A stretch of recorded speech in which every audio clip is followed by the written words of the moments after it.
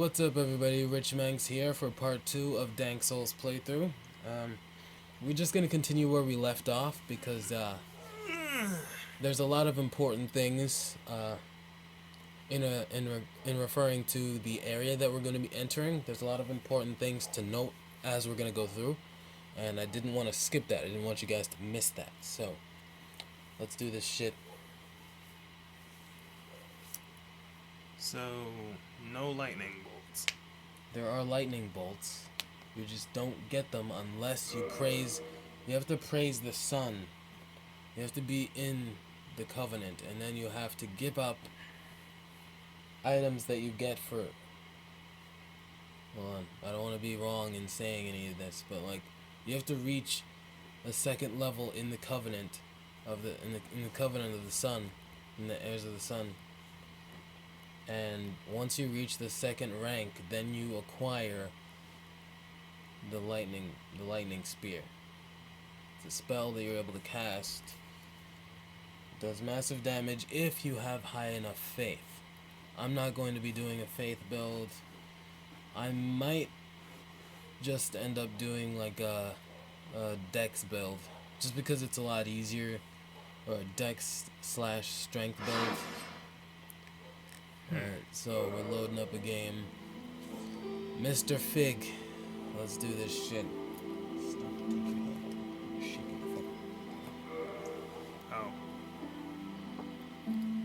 So how does praising the sun get you electricity? It's not praising the sun, and it's not just electricity. You have to have a high enough level of faith, and once you get about 40 faith, then you're able to use that spell. But you have to be tier 2 in the covenant of the sun. There's specific things you have to do to rank up within a certain covenant. Well, when we saw that Gwyn guy in the first part, he was able to shoot lightning. That's because he was is the leader of the literally. Sun Guys. That's the point. He's the leader of the Sun Guys. He's the Lord of Cinder. He's just able to do that because he acquired the Lord Soul. Alright, so first off, let me show you guys the mistake that most people new to Dark Souls make.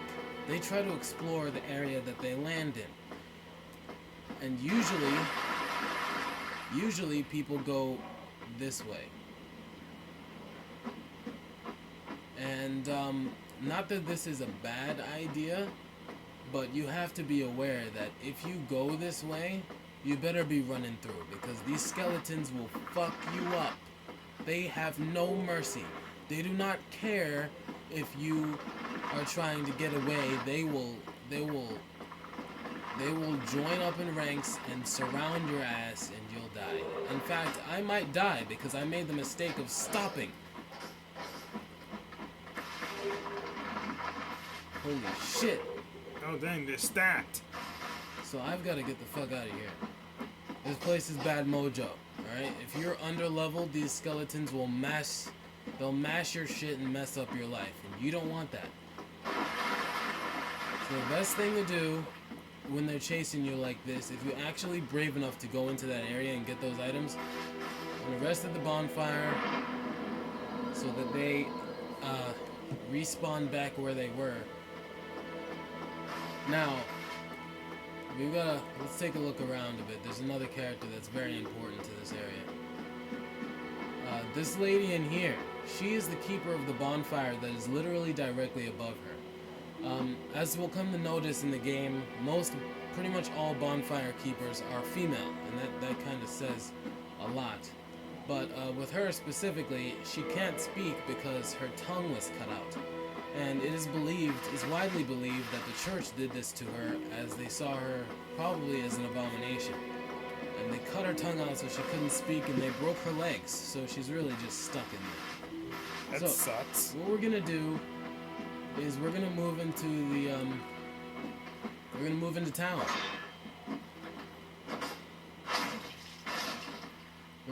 town, and we're gonna have some fun with the townsfolk. Catch my drift? When you say fun, do you mean... I'm gonna kill everybody. Everyone's dying. No one's gonna survive. everyone's gonna die. Everybody gets a ticket to death. To Death Town. Nobody's gonna live through my shit. Nope. So basically, it's just a town full of hostile people. Like, there's no legit town where you can just hang out and buy stuff. Alright, so you can buy stuff from merchants, but the essential rule of thumb to go by when you're playing Dark Souls is if it moves, you attack it. And if it doesn't attack you, if it doesn't make a move, when it sees you, then it's friendly. So basically, attack everything you see unless it doesn't move when it sees you. What if you're trying to do stealth? There's barely any stealth you can do in this game. The enemies, they detect you when you reach within a range of an invisible barrier, of an invisible bubble. So They don't detect you when you're in their line of sight. Even though that would be more realistic, that's not the case. So it's just like a specific radius type of thing. It's like, no matter what angle you're coming from, they're just gonna notice. Now, most people really like this part of the game simply because it's very uniquely designed in that it's basically just really, holy shit. Just so that we're clear, that guy, if he hit me with that, my life would have been over. But yeah, that was a combo right there. But Totally people missed. like this place and that it's really connected because you see, we're gonna be going down there later, and see that? Look at that, bunch of fig nuggets. Anyways, they like this place because it's close quarters, but it's also like it's realistically designed. Because if you were to really walk through this place, it would be really interesting, and it's unique. This area in the game. There aren't many other areas like it, unless you're counting the DLC, and in that case, there are a lot of areas like it. We'll be getting into that DLC way later, but for now, let's just focus on leveling up. I kind of like having open space though. So in the next gameplay, we're probably gonna be. I'm gonna skip a bit. Now you saw that.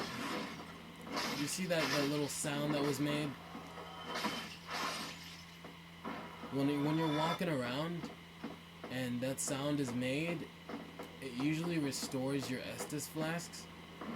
And what that does is, because I'm playing online right now, and I'm probably going to get invaded, but because I'm playing online, if that sound is made, since I have max Estus flasks right now, nothing much is really going to happen. This dragon, he's a dick. You're gonna run into him later, but for now, just know that he's a dick. So when that sound is made,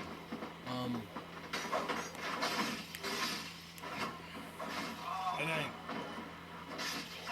holy shit. dude, you're getting sniped. Archers. Okay, when that sound is made, it means that another player playing the game has lit the bonfire closest to you.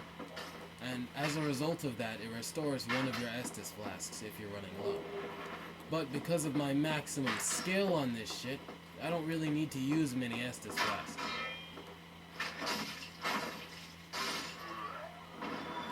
Alright, so, here's a bonfire. So, a lot of people get owned by pricks who decide to come back here and gank every single under-leveled player that they can find. And in doing that, this is where the Dark Souls community really gets interesting. See, the way that invasions work. So basically, they're just cheap pricks. They're just going after the noobs before they can even defend themselves. The way that invasions work is that you actually have to make it pretty far in the game to be able to invade. And now the PvP range for this game is usually, say, level 120 to 140, and within that range, oh shit, ah, fuck.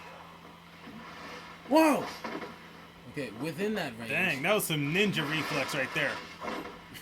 Within that range. God, I don't like the spear guys. They're really annoying.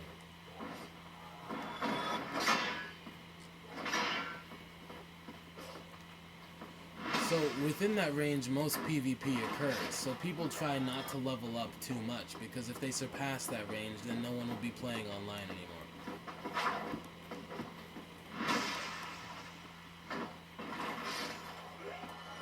So we're gonna be coming up to what I believe is the very first merchant that you can come across in the game, not counting the one that you can discover in the not counting the one that you can discover in not Blighttown. The one that you can discover in New Londo. Well, you see, Because then you are a welcome customer. What a noise is that? so this guy is he's obviously friendly. We can buy the residence key, repair box, bottomless box. These are very important items to get early on in the game because the residence key unlocks the doors nearby around town that are locked. Sorry, I heard boxes breaking in the distance. I don't want people to sneak up on me. That's happened before. What a waste of time. Go So- and fall off a cliff. So he's obviously pissed off that I didn't buy anything from him, but I don't really plan to. I'm actually planning on getting the items from Andre, who is a blacksmith that we'll come across a bit later.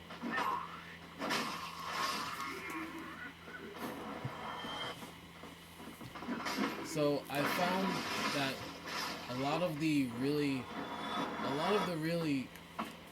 I mean, in my opinion, these characters are badass, pretty much all of them. But the cooler ones, in my opinion, they come from a land of Astora. And this includes Solaire. They just all come from this place. This one place, this magical land called Astora. And this place must be really freaking cool if Solaire came from there. Or at least that's what he said. There's a lot of there's a lot of implications that he may not be who he says he is. But we'll get more into that once we reach Anor Londo. I'm probably being chased by a couple of hollows, but I don't really care. It would explain the random explosion. I wanna at least make it to the boss in this. And then in the next episode, I'm gonna be a bit of a higher level. And I might as well just tell you guys about the butterfly that I'm gonna have to kill. I might go into the forest and kill the butterfly. Why haven't you do that? There's a giant butterfly that's in the forest area, Oh, it's giant. and it's a boss. So what? Yeah, it's like I pretty much got that as soon as you said it was giant, because like you never have a giant version of something unless you have to kill it. It's like a rule or something. So, oh shit. So once, I'm also gonna summon a woman to help me out with this giant butterfly. She's a sorceress, and she'll pretty much be doing most of the work, to be honest, because the butterfly is flying most of the time, and since I'm pretty much, since I'm just a knight, I can't hit it long distance. The bows, I mean the bows are pretty good, but like the crossbows in this game, they're not very useful at all. That's lame. Like, what's the point of having crossbows that they can't do much? These guys really like their exploding potions. I think they took them straight out of Champions in Nordhaf or something. So now we'll find. Now the only reason why I have not been invaded yet, which seems like a miracle, but it's actually not. I have not been invaded because I didn't restore myself to a human. If I had restored myself to a human using that one humanity that I have, if I had done that, then I might have been invaded by 2 people by now. Sheesh. That just goes to show you how many people will actually still play this game, even after how long it's been. 5 people years. people enjoy this game so much that they just keep coming back to it. Like 4 to 5 years now. There are like 3 other games that have come out, but this one just seems to be the most occupied by the Souls community. And for the main reason being that a lot of people think this as well, that simply this game is just perfect. Yeah, it has its flaws here and there, but overall, it's reached perfection. But wouldn't it by definition not be perfect because of its flaws? I'm saying a lot of people think that this game is flawless, even though it may have a few flaws here and there. So where did the sequel screw up then? People don't like it as much. I don't like the second game for a couple of specific reasons. One reason being that, as I've conveyed this before in chats with Rich Manx, that the second game isn't really fair in a stern way. It's more Oh, It's that more- was cheap. it's more unfair by means of tediousness. It tries to kill you by having enemies rotate on a spindle, and the reason why I'm avoiding going down here is because of that big bastard down there. If he starts chasing me, I will be fucked in the anus. So let's not confront him. That guy down there, he's a Black Knight. He's one of Gwyn's knights who was burnt. Now, there's reason to believe that he's been burnt either by the demons or that he was burnt by Gwyn igniting the first flame to continue his age of fire. Yeah. Down here, we will come across Havel the Rock.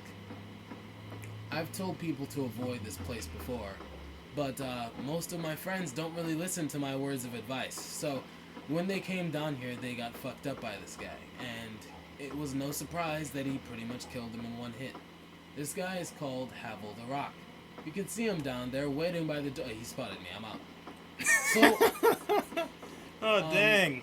if he chases me up these stairs and finds me, then I'm fucked. But luckily for me, I'm gonna encounter the. Holy fuck! I can hear him coming. Oh shit! Oh, dang. He Oh, got God. speed legs. Oh god! I can't. I'm out. Holy shit! If he comes through that door, I swear to everything. Dude, I can still hear him. Oh shit! Oh god! Nope! Nope! Nope! Nope! Nope! Nope! Nope! Nope! Nope! Oh, dang. Nope! Nope! Nope! Nope! Nope! Nope! Okay, we're safe. We're safe. Thank God, folks. Holy shit, we made it out of that. Alrighty then. Holy shit, my heart's palpitating. Oh, oh my God, that was terrifying. But unluckily for us, there's a boss battle up here that has to be fought. So, let's fight this boss really quick and get it over with, because it's a lot less difficult than Havel. That much I know for certain. Wait, how much bigger was he again? Havel's just a fat guy Oh. because of his armor. He's fat because of his armor. He Now, looks bigger than the guy downstairs. But this guy's not as big of a problem as Havel. If Havel were to be the one to come up here, he would have killed this guy in 2 hits. It's gonna take me a while to kill this guy. So Havel's weapon is a dragon's tooth. Alright? So what? It's like comparing. How do I put this? It's like comparing your standard druid in like Arkham Asylum to Sephiroth or something, or I don't know. I'm Holy trying to think of shit. some kind of comparison. Fuck. I'm like, I almost died. I might die here, folks. I might die.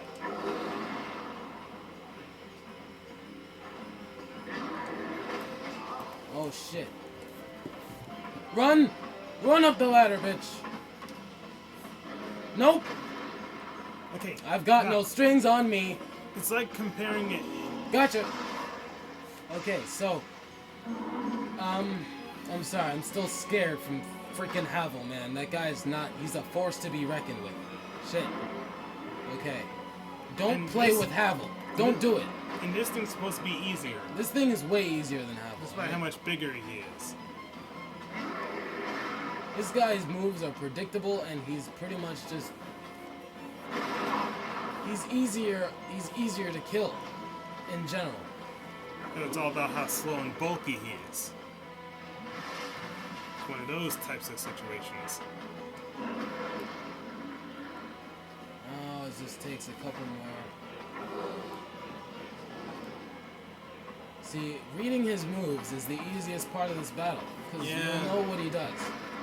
And you can predict his moves and They're heavily organize your attacks accordingly. Now, I'm pretty sure I can take this guy on with just melee now, but I don't really want to risk it. Just because he's carrying a big-ass axe that wallops. Now, I'm making this game look easy, but trust me, folks, it's not as easy as I'm making it seem. Alright, if you're inexperienced in the realm of the Souls games, then you're gonna have a bad time. Most of the time. Yeah, dude, this game already has its rep. I don't think you have to explain that to people. Alright, so I'm pretty sure that ends this... Oh, wait. No, it's still alive. Okay, that ends this boss battle. That's a cherry tap if I ever saw one. So, it didn't take... It took a bit of effort on my part. But, we're gonna be meeting my best friend in a second. This guy, out of every other character in the entire game, I feel he has the saddest, yet most intriguing storyline behind him, because there's so much lore, but yet there's so much left to interpretation when it comes to this guy, because he's simply so amazing. He's like the friendliest guy in the entire, in every Souls game. This guy, he's the friendliest guy you'll ever meet. He has no reason to be this friendly in a world that is so hostile, that he's just so friendly. Ah, hello. You don't look hollow, far from it. I am Solaire of Astora, an adherent of the Lord An adherent of the Lord of Now Sunlight. that I am undead, I have come to this great land, the birthplace of Lord Gwyn, to seek my very own son. You find that strange? Well, you should. No need to hide your reaction. I get that look all the time. He gets this look all the time. See, people of this realm believe that he's insane, and it's not surprising. I mean, no one else does this. Meanwhile, in real life, he's world famous. I have a Seriously, that praise the sun meme. I'll listen to whatever this guy has to say. The way I see it, our fates appear to be He intertwined. believes our fates are Land intertwined. brimming with hollows. Could that really be mere chance? So what do you say? Why not help one another on this lonely journey?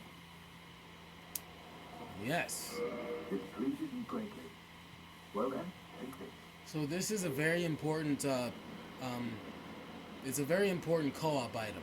With this White Sign Soapstone, I'll be capable of making myself visible to other players so that they can summon me and vice versa.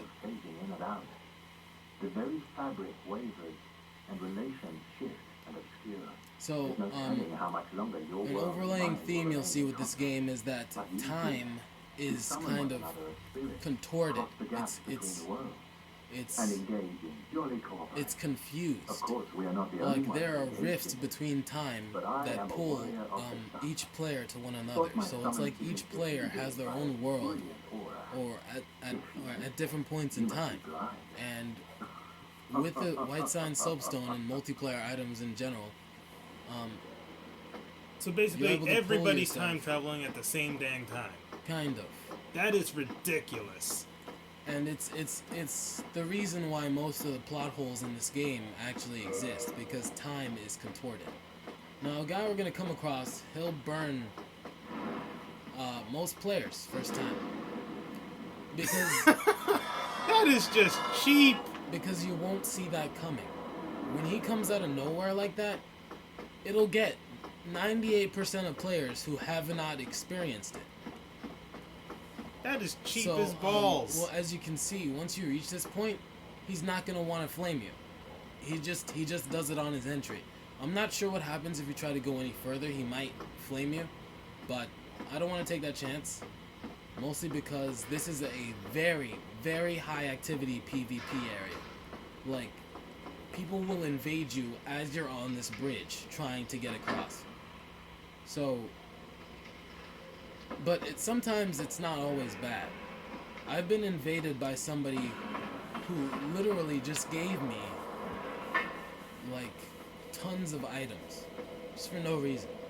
But with that being said, folks, we're gonna end the gameplay here. I'll do some leveling up in the meantime, and then we'll start the next episode when I defeat the Moonlight Butterfly.